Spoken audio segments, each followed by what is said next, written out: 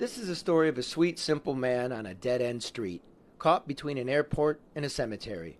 Here, you either fly far away or you're buried. And Keith Taylor thought he had his ticket stamped. Do you think it'd end up like this for you? Not in my wildest dreams I think this would happen to me. If you told me this 5 years ago, I wouldn't believe it. Back in the late 80s, a light bulb went off in Taylor's exquisite, unknown mind. I'm just a regular guy. The difference in me and inventions is I act on them instead of saying, hey, somebody should do that. In his basement, the pastor's son invented the illuminated turn signal mirror. This is a U.S. patent. Patent number 4821019. Who's that belong to? Me, Keith Taylor. A long, sad story made short. He patented his invention, crawled into bed with a supplier, he got paid, and he got out. And you got paid how much? Right around $100,000. I bought a house for my mother in Troy. The supplier went defunct, Taylor lost the house, and had to move back to the neighborhood. Then a few years later, he saw his turn signal on a Mercedes. So he sued. He lost, the judge saying the Mercedes signal was different enough. But even the judge had to admit his lawyers were lousy. They took this patent and ran with it and never paid me. You show us all around. You feel cheated? Yeah, because I came to them in full confidence that they were going to work with me and help me. And they kind of just left me out of the equation. Now the patent has expired on his turn signal and Taylor has no more options. Unless Mercedes finds it in its heart to cut him a check. If they don't, they'll bury Taylor here in the neighborhood next to his dear old mother. You look at what his patent was, you look at what he contributed, you see it's out there.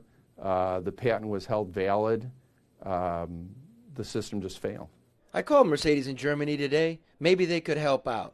It is his 52nd birthday, after all. Guten Tag, George Hove, bitte. You speak German? Meine Freund is Charles Leduff. Charles Leduff is a reporter, journalista for Fox 2 News.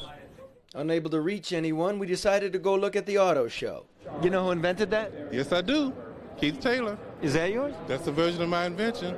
This one? Yep. And this one? Yes, and this mirror as well. He was once a somebody. Now he's a nobody, and nobody seems to care. There's a lot of people like that out there. This neighborhood has gone from middle class to underclass. I should get $250 million from the 10 major companies. $250 million. $250 million. Once this basement was full of ideas. The future was full of promise. Now all that's left are straws of hope. He even thought Obama might help him out. You really thought, like, the president's auto czar was talking about you up in there? And not only we got to bail this company out, but we got to bail this guy on Dubai out? Well, I don't think my name came up specifically, but I thought that was the general plan, that we're going to do right about all this stuff. We're going to run this business right. You really thought that? Yeah. You sweet, naive man. You want to cry? It hurts too much to cry. Really, I can't cry. Let it shine, this little light of mine. I'm gonna let it shine, let it shine, let it shine, let it shine. In Detroit, Charlie LeDuff, Fox 2 News. Let it shine. Everywhere I go, I'm gonna let it shine. Okay. I'm Keith Taylor, the inventor of the turn signal mirror, patent 019. You see this mirror on Mercedes and various other cars all over the world. I'm here today because I've never been compensated by any of these auto manufacturers. Charlie LeDuff from Fox 2 did an interview with me at the auto show. This is a follow-up that's for the net, explaining what happened with the attorneys and what I'm requesting the Department of Justice to do. The whole thing stemmed from my contact with Chrysler in the early 80s. I went to Chrysler with the concept while the patent was pending, and I worked with them, their design team, their advanced vehicles, safety, nameplate, accessories and their suppliers of this lighting and so forth in Chrysler. I sued Mercedes and Daimler Chrysler, actually. The attorneys were Summer, Schwartz, Silver & Schwartz in Southfield, Michigan. The lead attorney is a partner, Andrew Kokonowski. The lawsuit with Summer Schwartz against Daimler Chrysler was lost. Summer Schwartz ensued an appeal, and that was lost as well. After the appeal, I began to search into what happened here. And I found, in my opinion, some fraud from the very beginning, from day one with the contracts with Summer Schwartz. But not only that, they had me dismissing the manufacturers of the mirror by saying that they didn't make it, when all the time that they did, in fact, make the mirrors. I felt from the very beginning that there was some conflict of interest and some misrepresentation. The conflict of interest was that Kokonowski claimed to be friends with the attorneys that was the defense. And there were other things involved as well.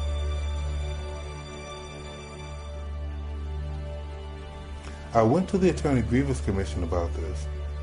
They issued a slap on the wrist and a warning to Kokonowski and told me to pursue a malpractice lawsuit against him, which I did.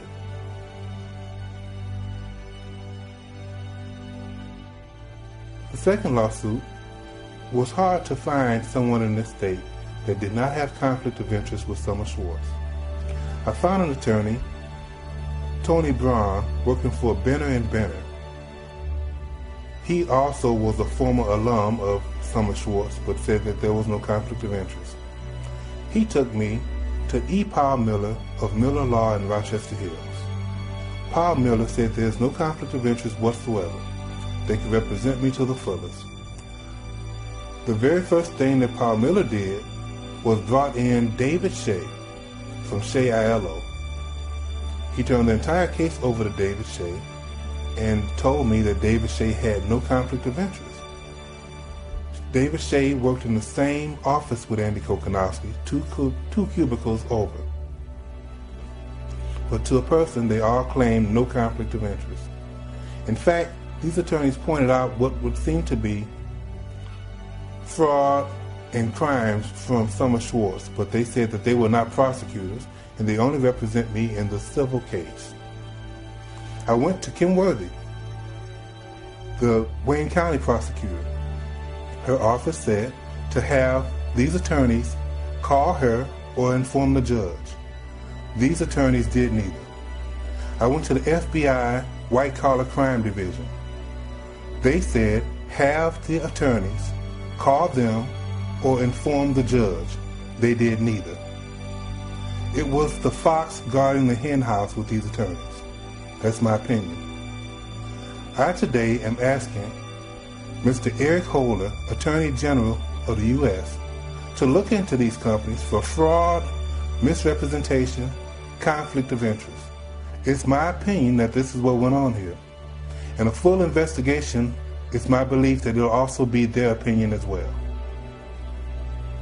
My health is not well, and I refuse to die and not tell what happened to me.